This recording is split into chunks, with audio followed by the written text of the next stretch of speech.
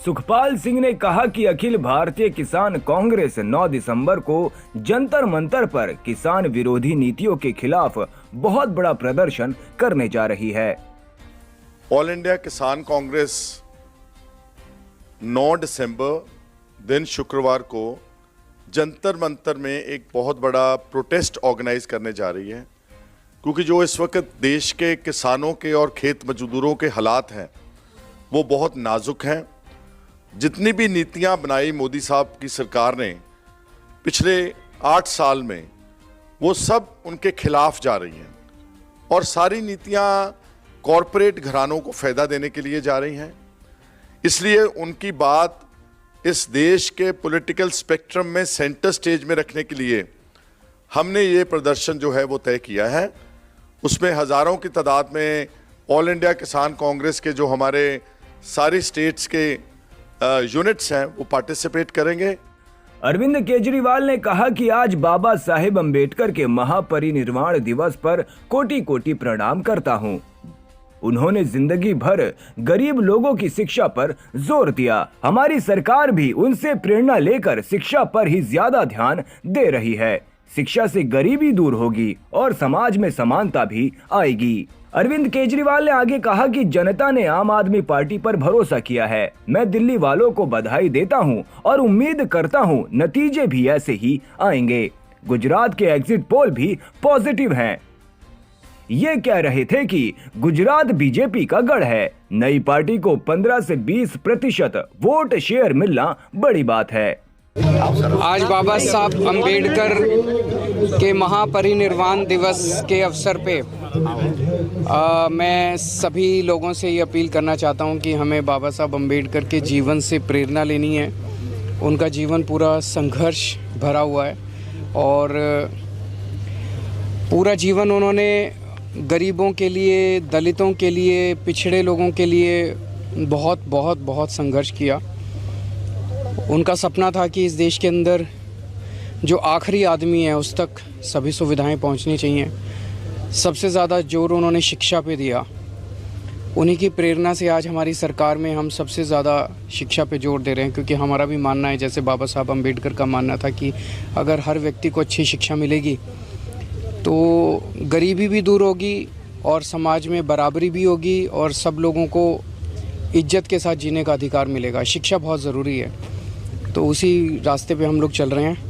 मैं इस अवसर पे उन्हें कोटि कोटि प्रणाम करता हूँ।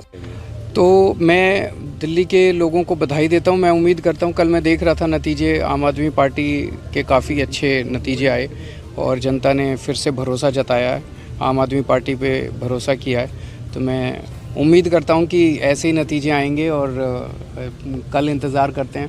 पॉजिटिव हैं, नई पार्टी है, नई पार्टी ने एंट्री की है और कह रहे थे कि बीजेपी जो है गढ़ है इन लोगों का।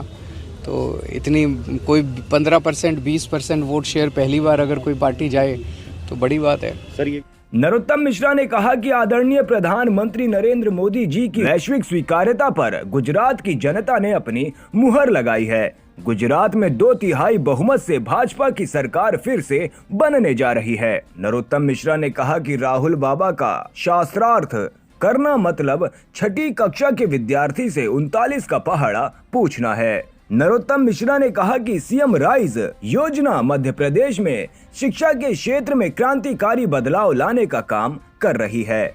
मैं गुजरात से लौट के आया था, तब भी मैंने कहा था कि 2/3 बहुमत से ज्यादा आएगा।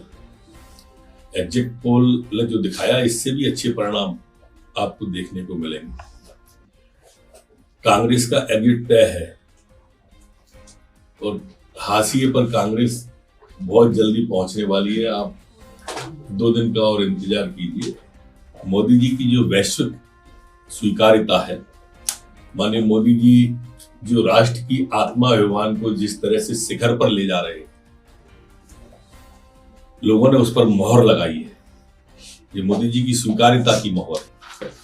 सफलता के उनकी यात्रा के रुझान तो आना प्रारंभ में, कल एग्जिट पोल देखा होगा, ये उनकी यात्रा के रुझान गुजरात से भी ज्यादा खराब हालत जिन जिन प्रदेशों से यात्रा निकली है ना, जहां जहां पांव पड़े संतन के तांता मन का धार, आप देख लेना इसका परिणाम जो सामने आएगा, आप सब भी उसके साक्षी होंगे। और मैंने प्रारंभ में भी कहा, मध्य प्रदेश कांग्रेस के जैक एंड जिल राहुल बाबा को हिल से गिराकर ही मारेंगे। ये अपनी जुबान से भारत विरोधी बयान देने में एक तो कोई कसर नहीं छोड़ रहे थे, जिनने इनकी यात्रा निकलवा दी। और एक कमलनाथ जी है जो बाबा को साथ साथ की कह रहे हैं। इससे आप दोनों के भाव को समझ लें। तो शास्त्रार्थ कराने की बात तो वैसी ही हो गई जैसे किसी छठवें क्लास के बच्चे को आप 39 का पहाड़ा बोलने का कह दो।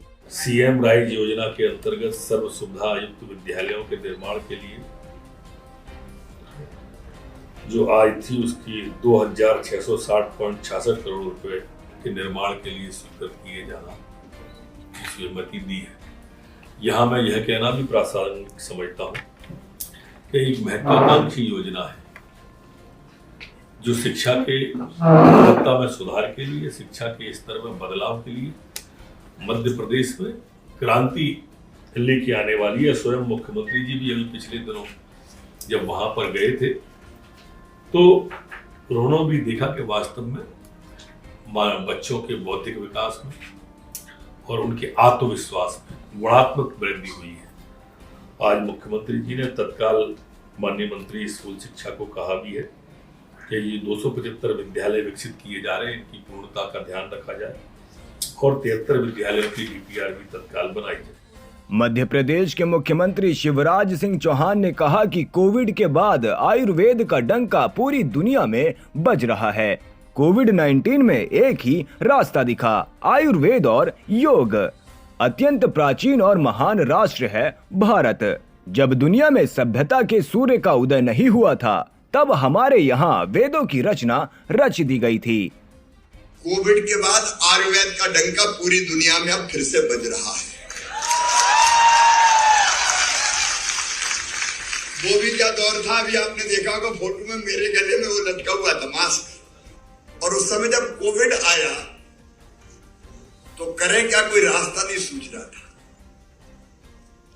तब रास्ता एक ही दिखा, आयुर्वेद और योग पूरी दुनिया को। भारत अत्यंत प्राचीन और महान राष्ट्र है। 5000 साल से तो ज्यादा ज्ञात इतिहास है हमारा।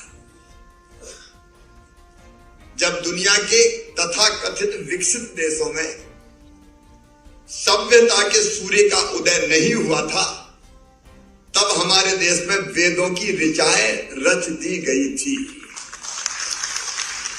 4 वेद, ऋग्वेद, यजुर्वेद, सामवेद, अथर्ववेद और 5वां वेद आयुर्वेद।